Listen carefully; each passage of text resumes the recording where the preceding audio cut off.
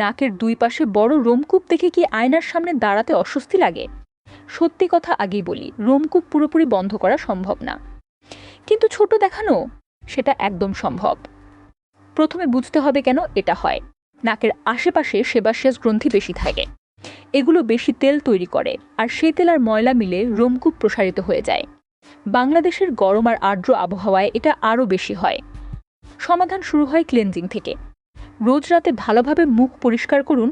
দিনের তেল আর ময়লা জমে থাকলেই রোমকূপ বড় দেখায়।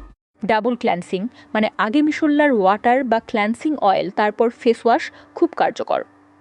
এরপর আসে এক্সফোলিয়েশন। সপ্তাহে 2 থেকে 3 বার মানে স্যালিসাইলিক অ্যাসিড ব্যবহার করুন। এটা রোমকূপের ভেতরে ঢুকে ময়লা বের করে আনে। নিম পাতার নির্যাস দিয়ে তৈরি কিছু দেশীয় ফেসওয়াশেও স্যালিসাইলিক অ্যাসিড থাকে, খুঁজলে পাবে। তৃতীয় ধাপ হলো নিকিনামিদে সিরাম। গবেষণায় দেখা গেছে নিয়মিত নিকিনামিদে ব্যবহারে রোমকূপ ছোট দেখায় এবং তেল নিয়ন্ত্রণে থাকে। 4 সপ্তাহ ধরে ব্যবহার করলে পার্থক্য বুঝতে পারবেন। আর সানস্ক্রিন ছাড়া বাইরে যাবেন না। রোদ ত্বকের কোলাজেন নষ্ট করে, তখন রোমকূপের চারপাশের টিস্যু ঢিলা হয়ে পড়ে, রোমকূপ আরও বড় দেখায়।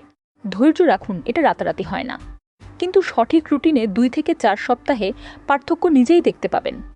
আপনি কি এর আগে কোনো কিছু ট্রাই করেছেন, রোমকূপ ছোট করতে কাজ হয়েছিল কি? কমেন্টে জানান। আর এই ধরনের ক্যান্সারের টিপস পেতে এখনই সাবস্ক্রাইব করুন।